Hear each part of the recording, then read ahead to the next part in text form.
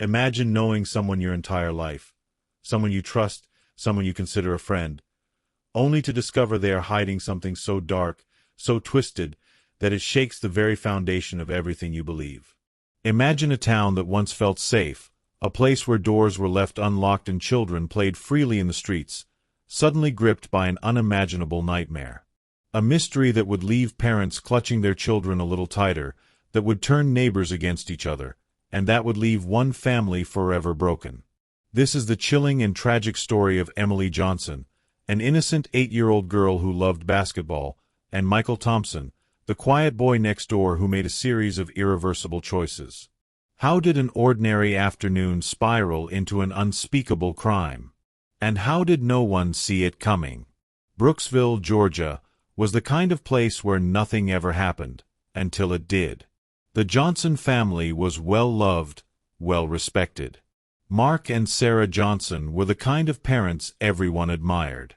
Hard-working, devoted, present. Their 2 children, Emily and her older brother Daniel, were raised with warmth and love. Emily, in particular, was adored by everyone. She had an infectious laugh, a boundless energy, and a deep love for basketball. She practiced every day in the driveway, dreaming of one day playing for a professional team. It was her greatest joy. Across the street, in a house that always seemed a little too quiet, lived the Thompson family. Michael Thompson was different from the other kids. He was quiet, withdrawn, more comfortable in the pages of books or the virtual worlds of video games than in the company of others. He had no real friends. His father, Robert Thompson, was a strict man, some would say too strict. The kind of father who demanded discipline, who had little tolerance for disobedience. Linda Thompson, Michael's mother, was a woman who seemed constantly weighed down by an unspoken sadness. She spoke little, her voice always carrying the edge of something unspoken. Michael had never been particularly close to Emily, but she was persistent. She invited him to play, included him in games, treated him like a friend even when he rarely reciprocated. To her, he was just another kid in the neighborhood. But to Michael, she was something else entirely. A bright light in a world that always seemed so dim. On November 3, 1998, everything changed. Emily finished her homework early that afternoon and asked her mother if she could go outside to play. Sarah, distracted by dinner preparations, told her to stay close to home. Emily, as always, grabbed her basketball and ran out to the driveway. Across the street, Michael sat on his porch, a book in his hands, but he wasn't reading. He was watching Emily, the way she dribbled, the way she smiled to herself after making a shot. When she noticed him, she waved. "Come play with me. Just for a little bit." Michael hesitated. He wasn't good at basketball. He wasn't good at much of anything physical. But Emily was persistent, and for reasons he couldn't quite explain, he found himself getting up, walking across the street, and stepping onto the driveway. They played for a while. Emily was quick, light on her feet, darting around Michael with an ease that made him feel clumsy, awkward. She laughed every time he missed a shot. He felt embarrassed, but there was something else there too. A flicker of something unfamiliar. Was it enjoyment? Was it anger? He wasn't sure. Then, it happened. The ball slipped from Michael's hands, striking Emily hard in the face. She stumbled back, clutching her nose, tears welling in her eyes. Blood trickled between her fingers. Michael froze. Panic surged through him. His father would be furious. He wasn't supposed to be playing outside. He wasn't supposed to be socializing. If his father found out, there would be consequences. Severe ones. Emily was crying. Loudly. She turned toward her house, ready to run home and tell her mother what had happened. Michael grabbed her arm. "Wait," he pleaded. "Don't go. Just let me help. Just stop crying." But Emily was scared. She wanted her mother. She wanted to go home. And Michael couldn't let that happen. He pulled her inside, shutting the door behind him. His hands were shaking. His mind was racing. Emily struggled against him, but she was small. He held on to her, trying to calm her down, but she wouldn't stop crying. And then, in a moment of pure, unthinking desperation, he grabbed the baseball bat leaning against the wall. The sound of the impact was deafening. Emily crumpled to the floor. For a long moment, Michael just stood there, staring at what he had done. His breath came in short, ragged gasps. His heart pounded so loudly he thought it might burst from his chest. This wasn't supposed to happen. This wasn't supposed to happen. Emily wasn't moving. Trembling, he dropped the bat. He knelt beside her, shaking her, whispering her name. She didn't respond. He pressed his fingers to her neck the way he had seen people do in movies. There was still a pulse. Faint, but there. His mind raced. He had to fix this. He had to fix this. He dragged her small body into his room, lifting the mattress of his waterbed and sliding her underneath. He stood there for a long time, his hands gripping the edges of the bed frame, trying to convince himself that this wasn't real. That if he just stayed calm, if he acted normal, it would all go away. But that night, as he lay in bed, he heard it. A sound. A faint, muffled noise coming from beneath him. Emily was still alive. Michael climbed out of bed and stood over the mattress, his breath coming in shallow, panicked gasps. His hands shook as he reached under the bed, pulling Emily's barely conscious body back into the dim glow of his bedside lamp. Her lips parted slightly, a faint, pained whisper escaping them. "Please."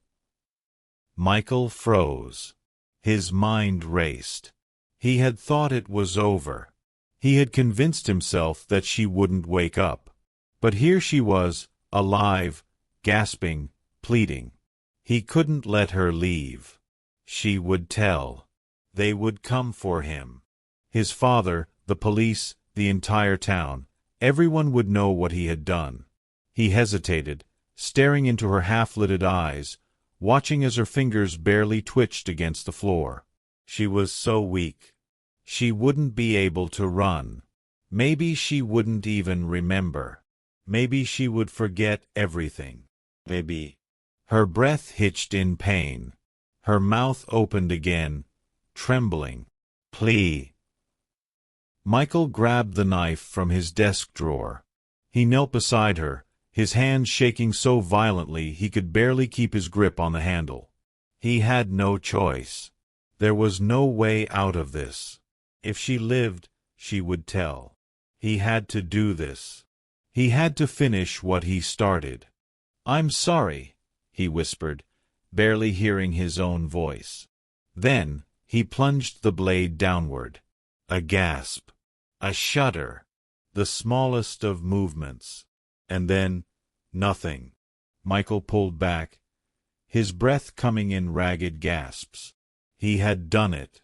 There was no turning back now. The room was eerily silent, save for the faint hum of the ceiling fan and his own erratic heartbeat. The weight of his actions settled in, a crushing force pressing against his chest. He wiped his hands on his jeans, smearing red across the denim, then forced himself to move. He had to hide her again. He had to make sure no one ever found her. He pushed her body back under the mattress, forcing himself to ignore the way her limbs resisted, how her small frame still felt warm. He held his breath as he lowered the bed back down, swallowing against the bile rising in his throat. It was done. Or so he thought. The next morning, Sarah Johnson woke with a strange feeling in her chest. She checked Emily's room, expecting to find her asleep, tangled in her blankets the way she always was. But the bed was empty. Her heart rate quickened. Maybe Emily had gone outside early. She often woke before the rest of the house to practice basketball. But as the sun rose higher, Emily remained missing. By the afternoon, a deep fear settled into Sarah's bones. Something was wrong. Mark Johnson tried to reassure her, but even he felt the unease growing. They called the police. Brooksville was not prepared for what was coming. Neighbors joined the search, calling Emily's name through the streets, checking backyards, wooded areas, even the town park. Flyers were printed. News stations picked up the story. The town, once peaceful, now buzzed with whispers and speculation. Michael stood beside Sarah Johnson, holding a stack of missing person flyers, pretending to search. He looked into her tear-streaked face, into her desperate eyes, and told her they would find Emily. He told her she would be okay. He lied. But guilt clung to him like a second skin. At night, in the dark silence of his room, he swore he could hear Emily's voice beneath his bed. Whispering. Crying. Begging. 6 days later, Linda Thompson entered Michael's room, intending to collect his laundry. The smell hit her first. A strange, damp odor that made her stomach turn. She followed the scent to his bed. Something wasn't right. She lifted the mattress and screamed. Emily's small, lifeless body lay beneath it, her once bright eyes now empty. Linda stumbled back, her hands clamped over her mouth. Michael heard her from the kitchen. He knew, before he even saw her face, that it was over. Police flooded the Thompson house. Officers swarmed Michael before he could run, before he could think. He was arrested. He was calm. Too calm. It disturbed the officers. The trial became a national spectacle. Legal analysts debated whether a 14-year-old should be tried as an adult. Psychologists dissected his mind, trying to understand what drove him to kill. Was he a cold-blooded murderer? Or just a scared boy who made a terrible mistake? The jury decided. Guilty. First-degree murder. Life in prison without the possibility of parole. Brooksville was never the same. The Johnsons were never the same. And Michael? Every night, in the darkness of his prison cell, he swore he could still hear Emily's voice, whispering from the shadows. Please. Time passed, but the wounds never healed. Sarah Johnson couldn't move on. She tried. She really did. She went to therapy, attended support groups, but nothing filled the void Emily left behind. Mark withdrew from the world. His anger had no outlet. He blamed Michael, but more than anything, he blamed himself. Daniel, Emily's older brother, carried the weight of guilt. He had promised to protect his sister. He had failed. The weight of that failure crushed him. Michael sat in his prison cell, years passing like shadows across the walls. He barely spoke. Inmates called him strange, detached. Some feared him. Others tormented him.